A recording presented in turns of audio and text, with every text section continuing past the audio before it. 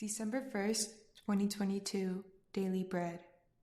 Passage, Isaiah chapter 58, verse 1 to verse 14.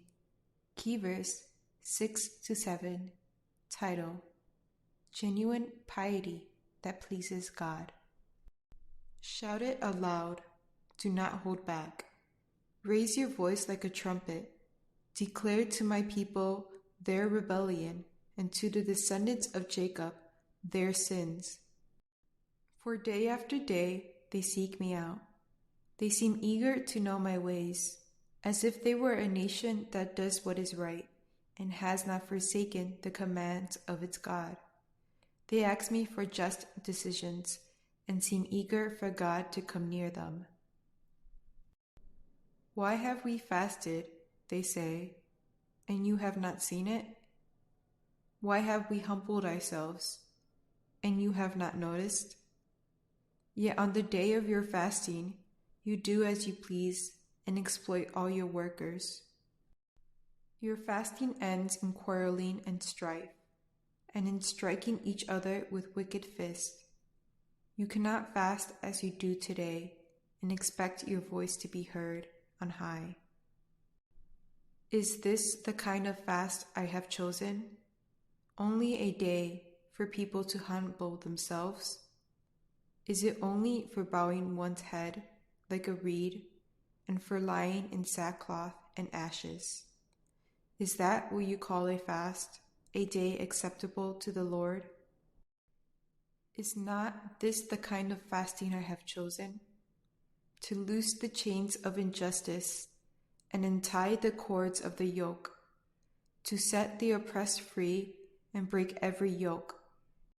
Is it not to share your food with the hungry and to provide the poor wanderer with shelter? When you see the naked, to clothe them and not to turn away from your own flesh and blood. Then your light will break forth like the dawn, and your healing will quickly appear. Then your righteousness will go before you, and the glory of the Lord will be your rear guard. Then you will call, and the Lord will answer. You will cry for help, and he will say, Here am I. If you do away with the yoke of oppression, with the pointing finger and malicious talk, and if you spend yourselves in behalf of the hungry, and satisfy the needs of the oppressed, then your light will rise in the darkness, and your night will become like the noonday. The Lord will guide you always. He will satisfy your needs in a sun-scorched land, and will strengthen your frame. You will be like a well-watered garden, like a spring whose waters never fail.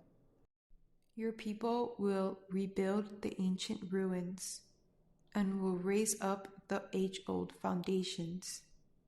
You will be called repairer of broken walls, restorer of streets with dwellings.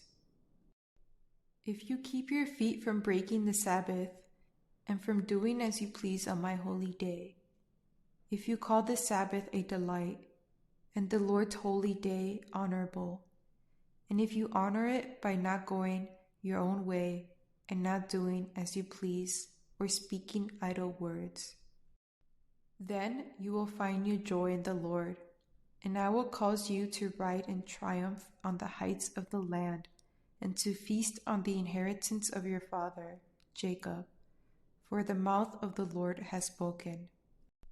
Daily Bread Message. God publicly exposes his people's sins. They looked very religious, sought out God daily, and desired to know his ways. They looked very pious, obedient, and delighted to be near God. In reality, they were hypocrites. While fasting, they did as they pleased, exploited their workers, and quarreled with others. Yet, they still expected God to respond to their request. God looks at the heart, and no one can manipulate God to act in their favor.